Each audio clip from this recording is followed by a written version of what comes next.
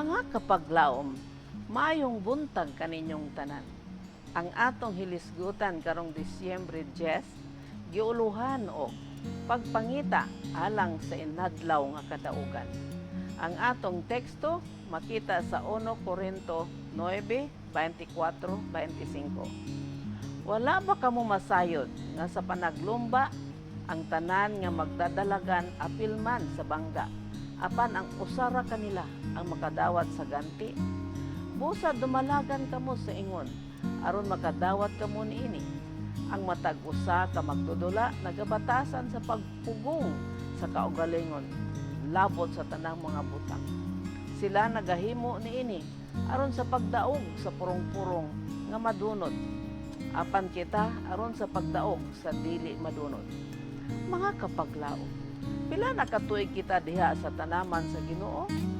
Ug unsa ang ginansya nga atong nadala ngadto sa agalon? Giunsa man nato pagsugata ang masusihon nga mata sa atong Dios?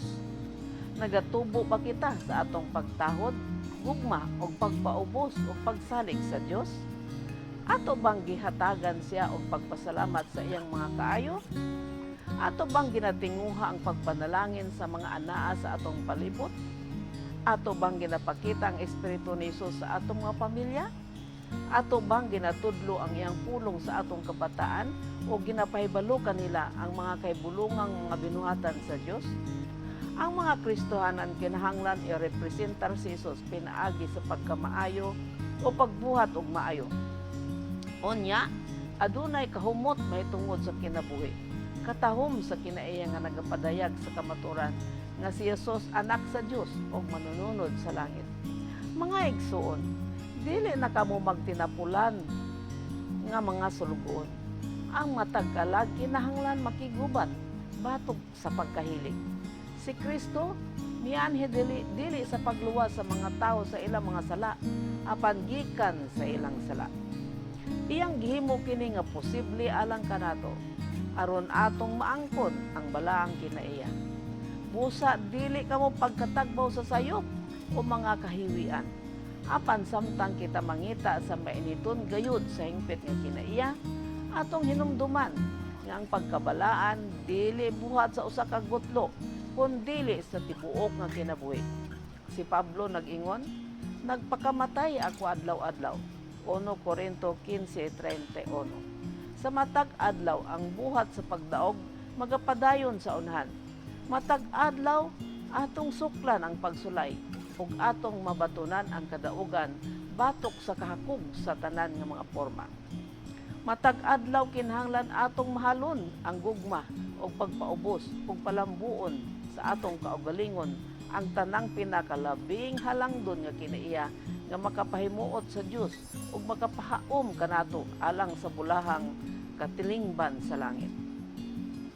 Alang sa tanan nga nagtinguha sa pagtapos nining buhat, ang saad bililhon kayo.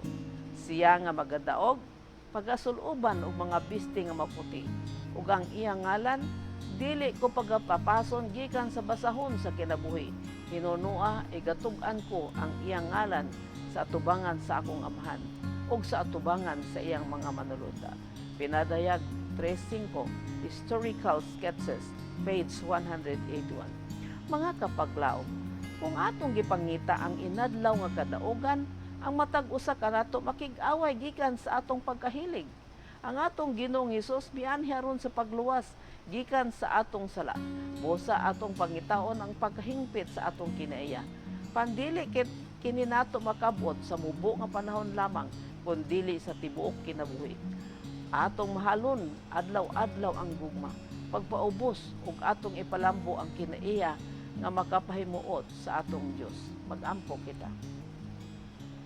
Dios ug may gugmao namo nga Amahan sa langit, nagaampo kami nga imo kaming tabangan sa among inadlaw nga pakigbisog aron mabag-o ang among kinaiya ug among isalibay ang mga kinaiya sa pagkahilig sa pagbuhat og sala.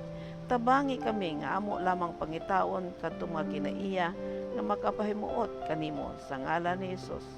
Amen.